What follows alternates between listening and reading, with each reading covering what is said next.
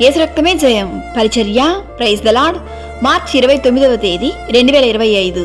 ఈరోజు దేవుని వాక్యము, మీరు దేవుని ఆలయమై ఉన్నారనియు దేవుని ఆత్మ మీలో నివసించుచున్నాడనియు మీరెరుగరా?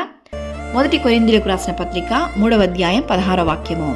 అవును క్రీస్తునందు ప్రియులారా, మన శరీరము దేవుని ఆలయము, దేవుని ఆత్మ మనలో ఉన్నది కనుక పరిశుద్ధంగా జీవించవలెను.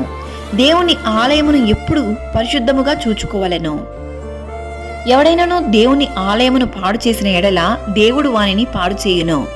దేవుని ఆలయము పరిశుద్ధమై ఉన్నది, మీరు ఆ ఆలయమై ఉన్నారు. మనము ఆత్మను అనుసరించి జీవించు వారమైతిమా, ఆత్మను అనుసరించి క్రమముగా నడుచుకుందుము.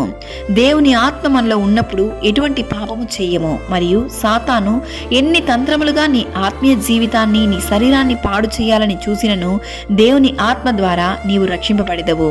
ఈరోజు ఈ వాక్యం వింటున్న ప్రియ సహోదరి సహోదరులారా, నీ శరీరము దేవుని ఆలయము కనుక చెడు మార్గములు, చెడు అలవాట్లు, చెడు సహవాసములను విడిచి పరిశుద్ధముగా జీవించుము.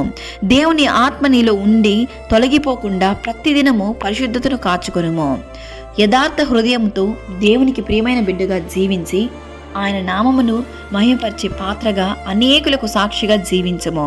ప్రభు అయిన యేసుక్రీస్తు కృప మనందరికీ తోడయుండును గాక. ఆమేన్. God bless you.